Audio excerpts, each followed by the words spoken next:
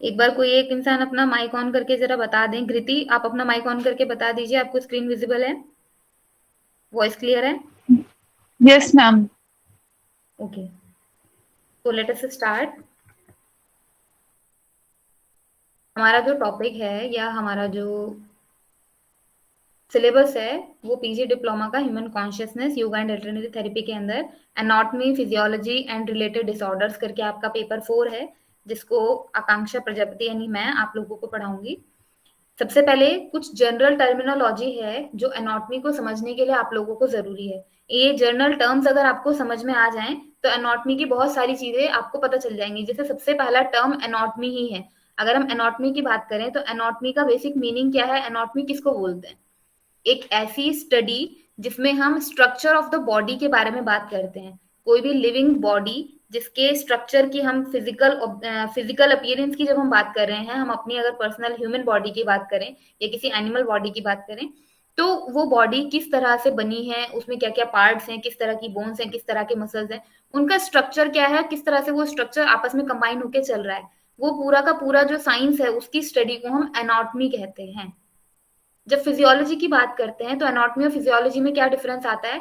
Anatomy में हम केवल स्ट्रक्चर की बात करते हैं, बट वो स्ट्रक्चर किस तरह से फंक्शन करता है इकट्ठा होके एक साथ, उसकी स्टडी को हम फिजियोलॉजी कहते हैं। तो ये बेसिक दो टर्म है जो आपके सिलेबस में भी हैं और आपके मेन पेपर का नाम है, तो दोनों के मीनिंग आपको पता होने चाहिए। Anatomy means it is a science in which we study about the structure of the body, and physiology is about function of these structures of body. जो ये स्ट्रक्चर्स हैं बॉडी के जिनको हम सेग्रीगेट करके एक एक करके पढ़ेंगे, ये किस तरह से बॉडी में फंक्शन कर रहे हैं, उन फंक्शन की स्टडी जिस साइंस के अंदर की जाएगी उसको हम फिजियोलॉजी बोलते हैं। तो जब हम योग की बात करते हैं, योग में जब आप पर्टिकुलर किसी आसन का प्रैक्टिस करते हैं, किसी प्राणायाम की प्रैक्टिस करते हैं, तो आपकी एक कंडीशन आती है फिजिकल अपीयरेंस, यानी कि आपकी बॉडी का स्ट्रक्चर क्या है, और दूसरा उसमें जो आपका इनहेल एक्सेल पैटर्न है उसके साथ साथ बॉडी में क्या क्या फंक्शंस हो रहे हैं, क्या क्या फंक्शंस चेंज हो रहे हैं, वो उस आसन की फिजियोलॉजी के अंदर आता है। तो इस तरह से दोनों ही टर्म्स जो है आपके योग से कनेक्टेड हैं। अब बात आती है एनाटॉमी के कुछ पार्ट्स हैं। एनाटॉमी को जब हम पढ़ते हैं तो कुछ पार्ट्स में इसको पढ़ा जाता है, जैसे कि एक टर्म आता है ग्रॉस एनाटॉमी। ग्रॉस वर्ड का मीनिंग होता है ब्रॉड यानी कि बड़ा। तो जब हम बड़े बड़े पार्ट्स में एनाटॉमी के स्ट्रक्चर्स को डिवाइड करते हैं, जैसे कि रीजन के बेस पे, किसी पर्टिकुलर रीजन का, यानी कि जैसे कि अगर मैं पर्टिकुलर किसी एक आर्म की बात करूं, आपकी जो एक शोल्डर से लेके फिंगर टिप तक की लेफ्ट आर्म है, उसके अंदर कौन कौन सी मसल्स हैं, कौन कौन सी बोन्स हैं, कौन कौन से ज्वाइंट्स, लिगामेंट्स हैं, पर्टिकुलर हम उसकी बात करते हैं तो उसको रीजनल एनाटॉमी बोलते हैं।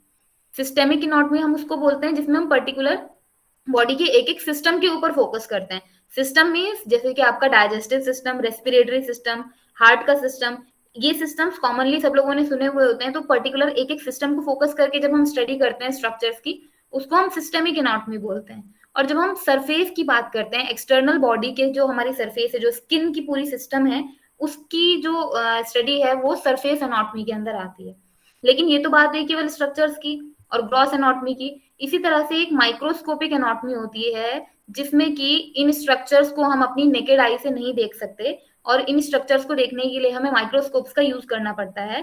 पर्टिकुलर जैसे अगर बॉडी के एक सेल की बात करी जाए या टिश्यू की बात करी जाए तो उन्हें हम अपनी नेकेड आई से नहीं देख सकते हैं। स्किन की पूरी लेयर हमें चमकती है बट हम सेल और टिश्यूज को नहीं देख सकते हैं। तो मीन्स टू से इज दैट कि जो सेल की स्टडी है जिसको साइटोलॉजी कहा जाता है, अगर हमें साइटोलॉजी के अंदर कोई भी स्टडी करनी है, लाइक सेल के कुछ पार्ट्स को स्टडी करना है, सेल के फंक्शंस को स्टडी करना है, तो वो पूरा का पूरा आपका माइक्रोस्कोपिक एनाटॉमी के या माइक्रोस्कोपिक फिजियोलॉजी के अंदर आएगा। इसी तरह से जो टिश्यूज की स्टडी है उसको हिस्टोलॉजी बोलते हैं और ये भी माइक्रोस्कोपिक एनाटॉमी के अंदर ही आपका एक पार्ट आता है।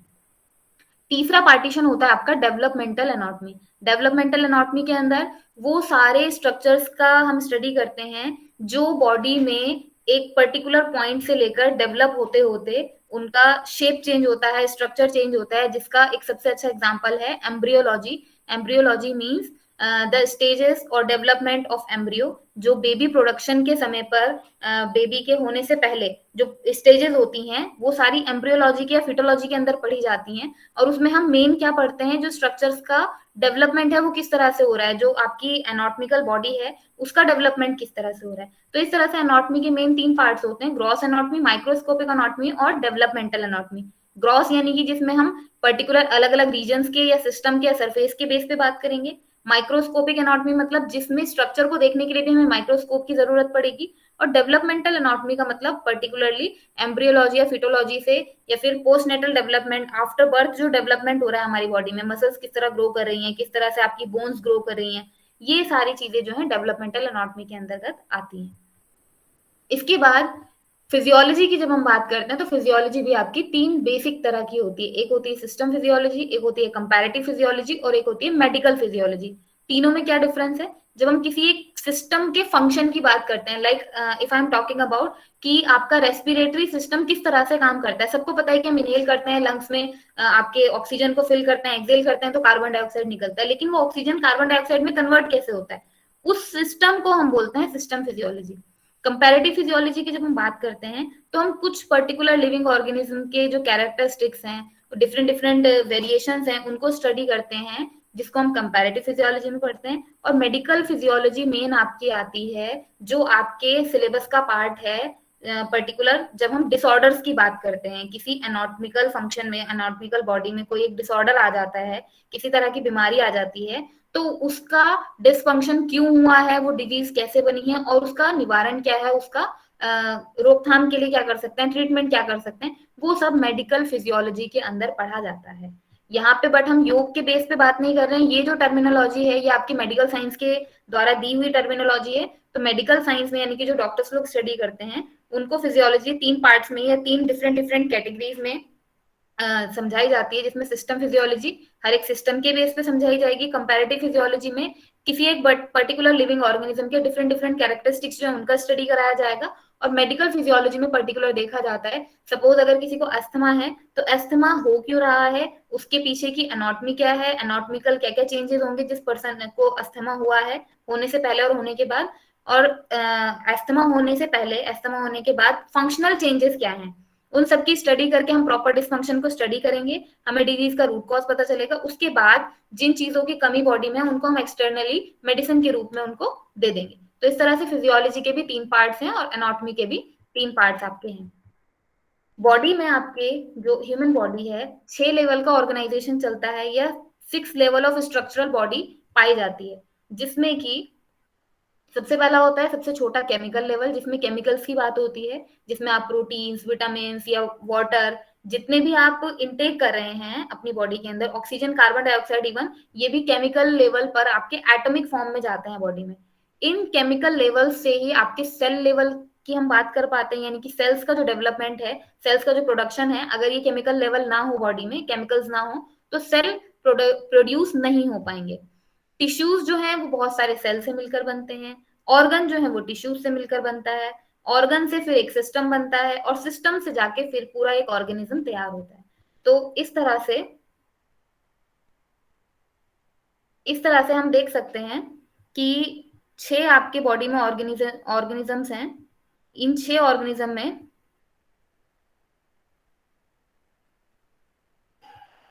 6 आपकी बॉडी में ऑर्गेनिज्म है। इन 6 ऑर्गेनिज्म के अंदर जो आपका केमिकल लेवल था, ये बेसिकली क्या है, जो बॉडी में एटम्स हैं, बिल्डिंग ब्लॉक्स हैं, मैटर हैं, उनके बीच में किस तरह से इंट्रैक्शन हो रहा है। सेल्यूलर लेवल उसको बोलते हैं, जिसमें हम बेसिक सेल के स्ट्रक्चर को या यूनिट ऑफ द बॉडी को स्टडी करते हैं।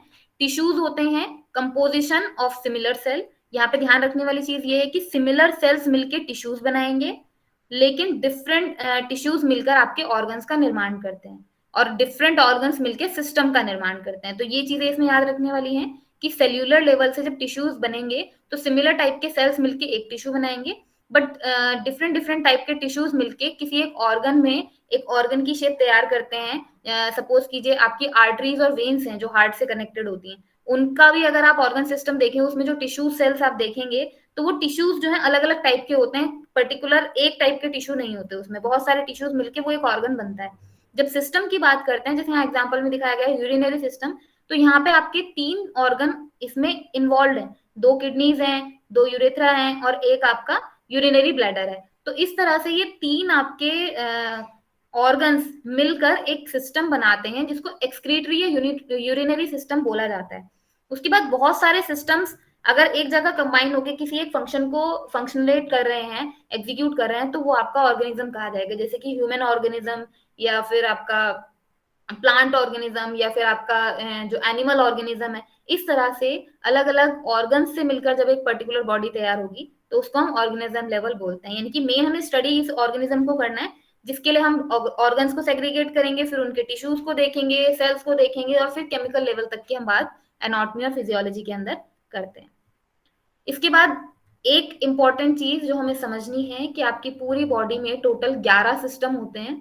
इन 11 सिस्टम में ही आपका पूरा सिलेबस डिवाइडेड है। तो ये 11 सिस्टम कौन कौन से हैं, इनके केवल नामों को आज हम देखते हैं कि क्या क्या आपके ये 11 सिस्टम होते हैं। जैसे कि स्टार्ट करते हैं स्किन सरफेस वाले सिस्टम से, जिसको इंटीग्यूमेंट्री सिस्टम बोलते हैं। यानी कि आपकी पूरी बॉडी की जो आउटर कवरिंग चढ़ी हुई है, स्किन की जो एक लेयर है, वो स्किन का प्रोडक्शन कैसे हुआ है, किस तरह से वो स्किन काम कर रही है, ब्लड की क्लॉटिंग कैसे होती है उसमें, अगर रैशेज हो जाते हैं तो उनको कैसे ट्रीट किया जाए, ये सारी स्टडी इंटीग्यूमेट्री सिस्टम के अंदर की जाती है। उसके बाद आता है आपका स्केलेटल सिस्टम।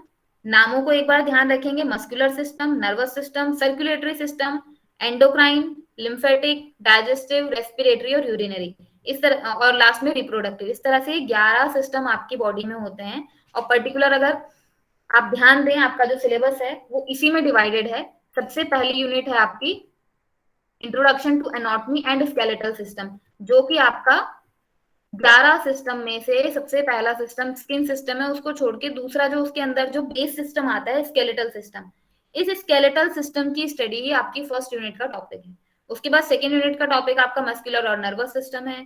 थर्ड यूनिट का टॉपिक आपका सर्कुलेटरी एंड डाइजेस्टिव सिस्टम है। इस तरह से आपकी 5 यूनिट्स आपके पूरे सिलेबस में दी गई हैं, जो कि introduction to anatomy and skeletal system first unit होगी आपकी।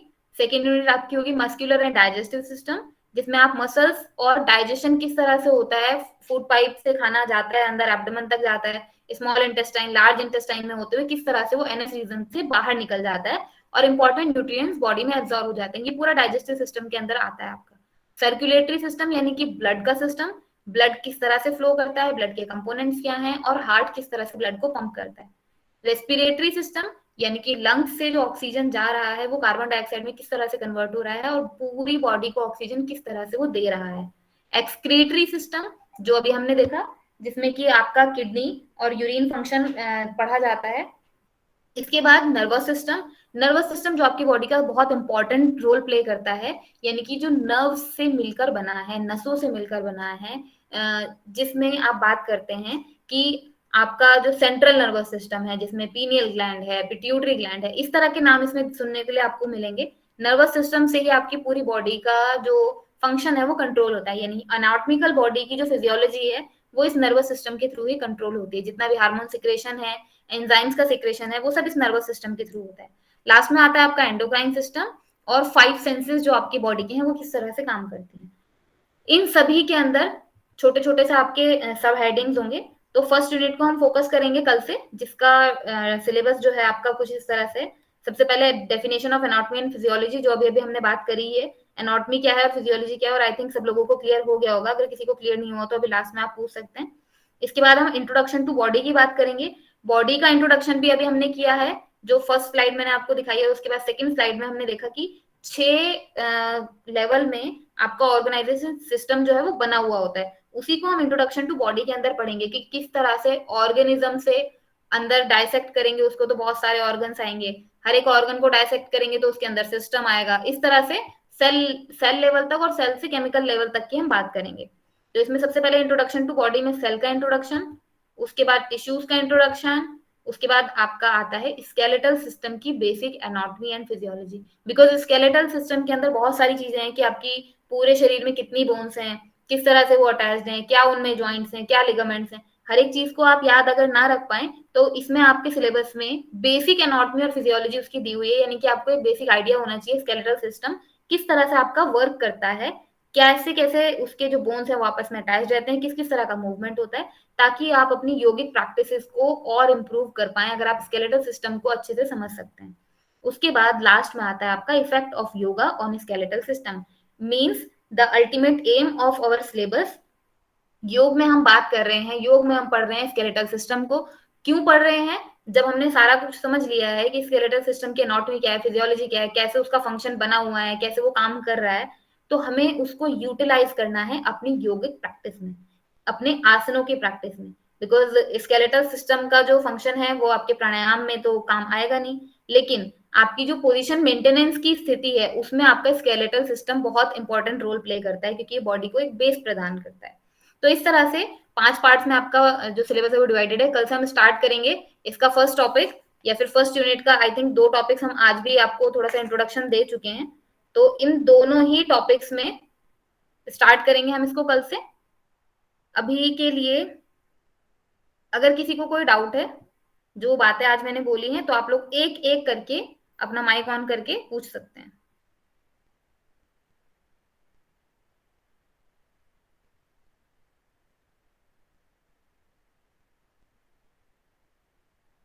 आप लोगों को मेरी आवाज क्लियर है? Yes ma'am ma'am. Ma'am syllabus अगर आप भेज देती ग्रुप में तो। हाँ, सिलेबस आप लोगों को भेज दिया जाएगा। अच्छा, जी अक्षय, अक्षय क्लास में है? अपना माइक और कैमरा ऑन कर लीजिए अगर आप क्लास में है तो।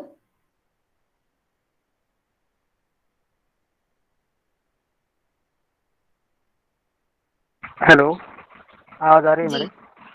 हाँ, अक्षय आपकी आवाज आ रही है। आप अपना माइक ऑन कर लीजिए, कैमरा ऑन कर लीजिए।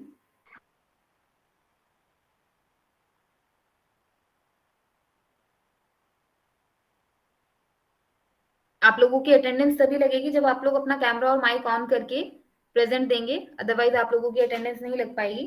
तो प्लीज इट्स माय रिक्वेस्ट, आप लोग जब आपका नाम लिया जाए तो अपना कैमरा और माइक दोनों ऑन करके प्रेजेंट लगा दें।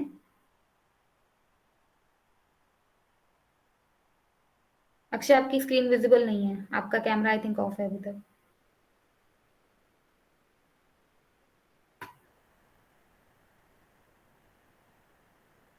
स्लो है मैम। हेलो, जी अक्षय।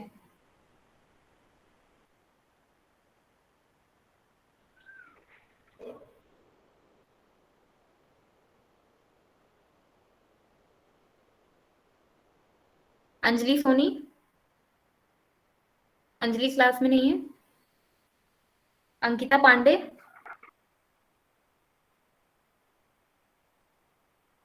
Yes ma'am. अंकिता आपने, अंकिता पांडे, आपका नाम अंकिता गार्गे लिखा हुआ है। यस यस मैम, वो ईमेल आईडी में ऐसे अंकिता ओके। पांडे मेरा नाम है। अंकिता साखे,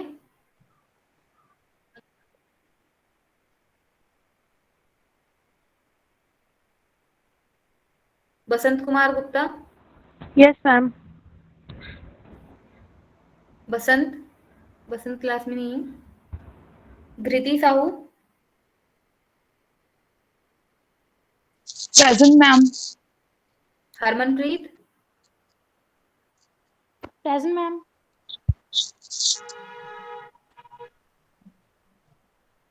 हिमांशी,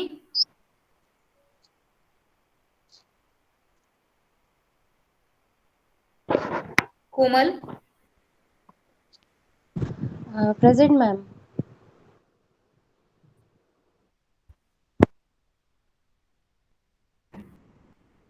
प्रशांत,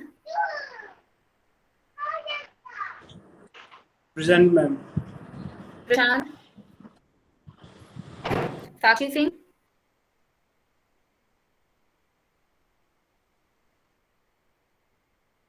present ma'am.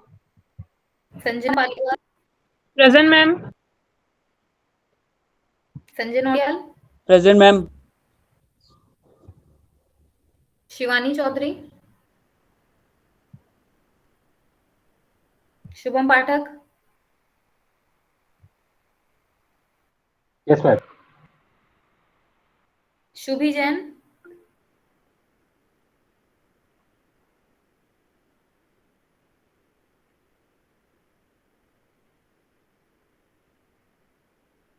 Tanuja Mehra, present ma'am. Tanuja Rawat,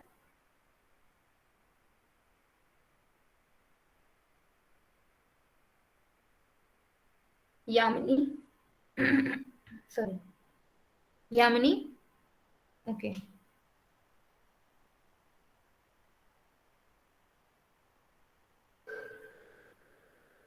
किसी एक स्टूडेंट की अटेंडेंस नहीं लगी है।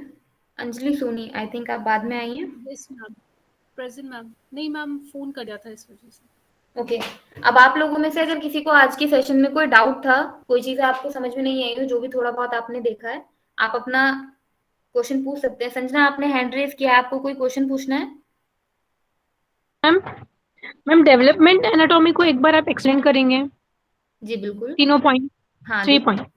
Okay ma'am, thank you. Developmental anatomy जो है बेसिकली एम्ब्रियोलॉजी उसका पहला पार्ट है, जिसमें हम ये बात करते हैं कि एक विमेन की बॉडी के अंदर जो एम्ब्रियो होता है, जिससे बेबी का प्रोडक्शन स्टार्ट होता है, जब स्पर्म सेल्स आपके ओवरी में जो एग बनता है उससे आके मिलते हैं, तो स्पर्म सेल किस तरह से उस एग को फर्टिलाइज करते हैं, एम्ब्रियो से वो फेटल स्टेज तक आता है, यानी कि बेबी उस कंडीशन तक आता है जब हम बोलते हैं कि अब वो सांस लेने लगा है, अब उसकी धड़कन बनने लगी है।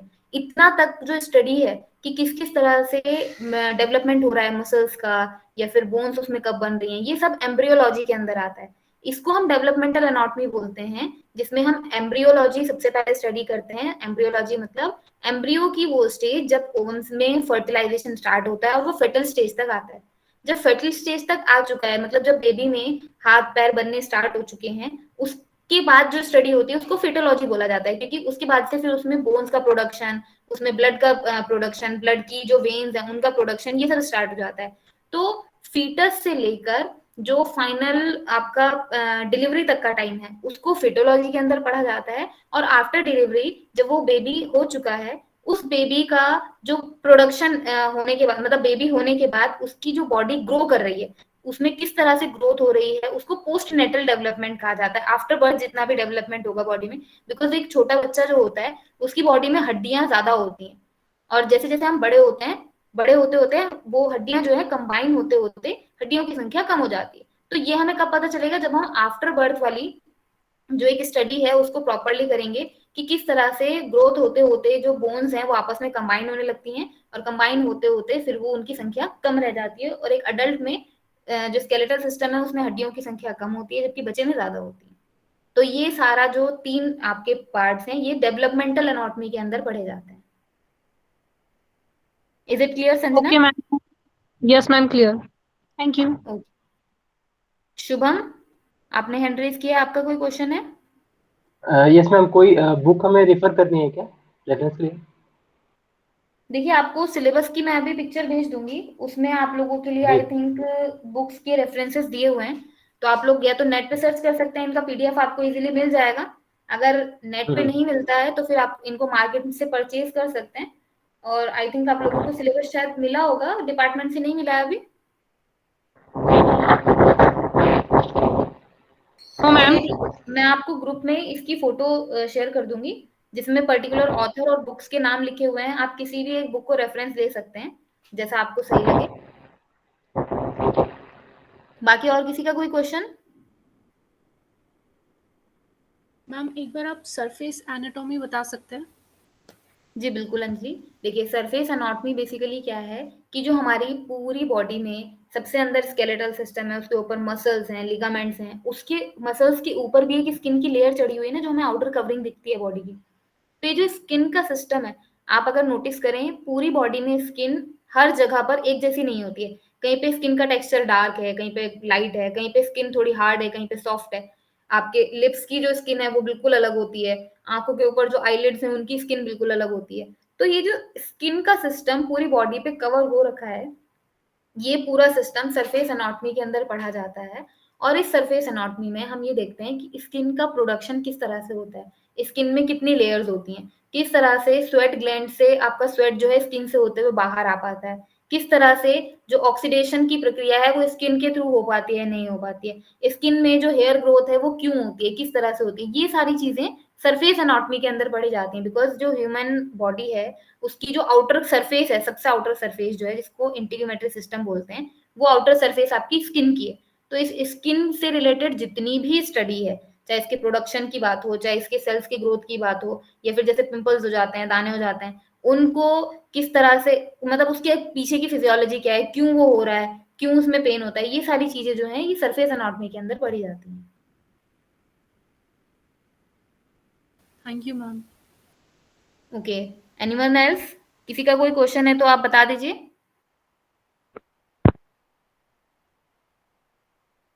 हरमनप्रीत, आप कुछ पूछना चाह रही हैं? No ma'am. ओके, चलिए ठीक है, क्लास को आप सभी लोग लीव कर दीजिए। कल सेम टाइम पे आप लोगों की क्लास होगी। कल से हम अपना सिलेबस स्टार्ट करेंगे। सभी लोगों को प्रणाम। प्रणाम मैम। प्रणाम कोमल। प्रणाम मैम। Thank you ma'am. प्रणाम सभी लोगों को प्रणाम। प्रणाम मैम। प्रणाम।